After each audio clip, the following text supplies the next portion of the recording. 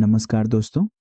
आज के इस वीडियो में हम बात करने वाले हैं सोने और चांदी की कीमतों में आए जबरदस्त बदलाव के बारे में, जिसने पूरे देश के सर्राफा बाजार में खलबली मचा दी है।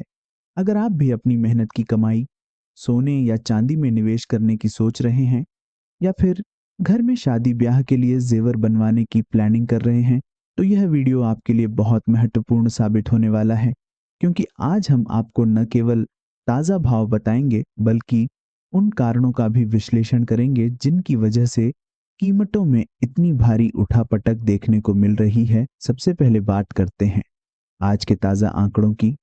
तो आज 24 कैरेट शुद्ध सोने की कीमतों में एक बड़ा बदलाव देखा गया है और बाजार खुलते ही भाव में काफ़ी तेज़ी दर्ज की गई है, जिससे निवेशकों के चेहरे पर चिंता की लकीरें आ गई हैं।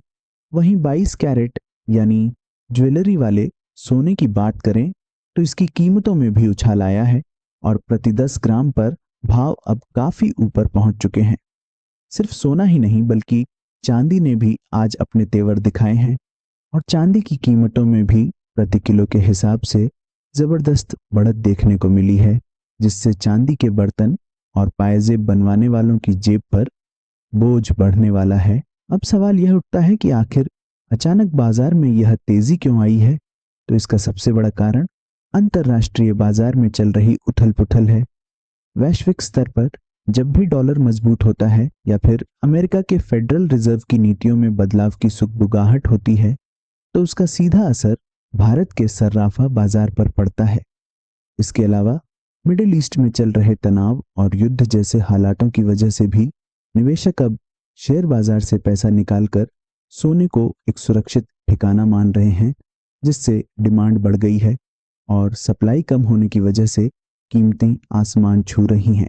भारत के संदर्भ में बात करें तो शादियों का सीजन शुरू होते ही ज्वेलरी की मांग में भारी इजाफा होता है, जो कीमतों को और ज्यादा हवा देता है। जानकारों का तो यहाँ तक मानना है कि अगर अंतर्राष्ट्रीय हालात इसी तरह बने रहे तो सोना आने वाले समय में 80,000 के स्तर को भी पार कर सकता है। हालांकि कुछ विशेषज्ञों का यह भी कहना है कि बाजार में अभी जो तेजी है वह अस्थायी हो सकती है और आने वाले हफ्तों में थोड़ी गिरावट देखने को मिल सकती है।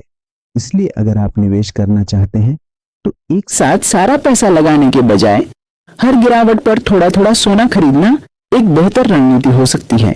ज्वेलरी खरीदते समय आपको कुछ बातों का विशेष ध्यान रखना चाहिए, जैसे कि हमेशा BIS हॉलमार्क वाला सोना ही खरीदें, क्योंकि अब 6 अंकों का HUID कोड अनिवार्य हो गया है, जो आपकी शुद्धता की गारंटी है। साथ ही दुकानदार से पक्का बिल लेना कभी न भूलें और मेकिंग चार्जेस पर मोल भाव जरूर करें, क्योंकि ज्वेलर्स अक्सर इसमें काफी मार्जिन रखते हैं। अगर आप फिजिकल सोना नहीं रखना चाहते तो आप डिजिटल गोल्ड या गोल्ड ETF का विकल्प भी चुन सकते हैं, जो निवेश के लिहाज से काफी सुरक्षित और फायदेमंद माना जाता है। कुल मिलाकर देखा जाए तो अभी बाजार में काफी उतार चढ़ाव रहने वाला है।